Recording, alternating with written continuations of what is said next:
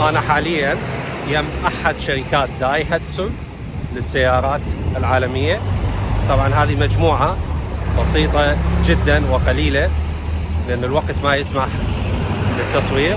راح أعرض لكم بعض من السيارات اللي معروضة للبيع، وهذا الفيديو للإطلاع فقط. يعني أنا ما أشحن سيارات إلى أي دولة، وهذا الفيديو تصوير مجرد للإطلاع والمشاهدة. هاي أحد شركات دايهاتسو، وهذه مجموعة قليلة من بعض السيارات اللي عندهم. هذا الفيديو للإطلاع فقط. أنا ما أشحن سيارات، للإطلاع فقط. هذه السيارات اللي موجودة بهالشكل. محرك هذه السيارات 1400 وأكو أقل أو أكثر. سيارات اقتصادية جدا، يعني ما تصرف بنزين.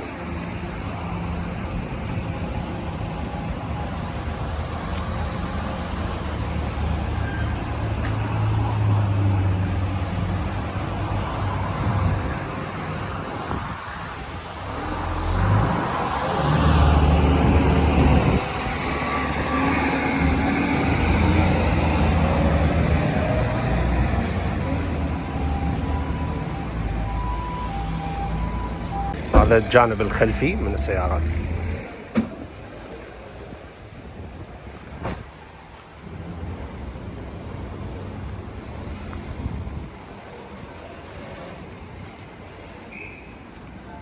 طبعا هاي السيارة مو للبيع، لأحد الأشخاص هنا.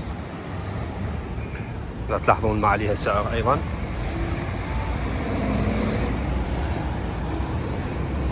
وهذه علامة الشركة.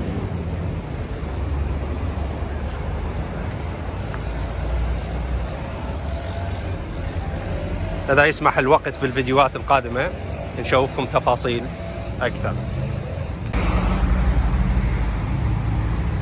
هذه السيارة ضخمة جدا،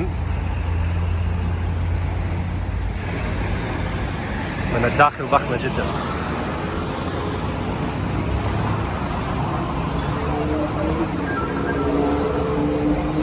سعرها تقريبا 50,000 دولار. وهذا الموديل مالها نفس النوعية بس الأقدم.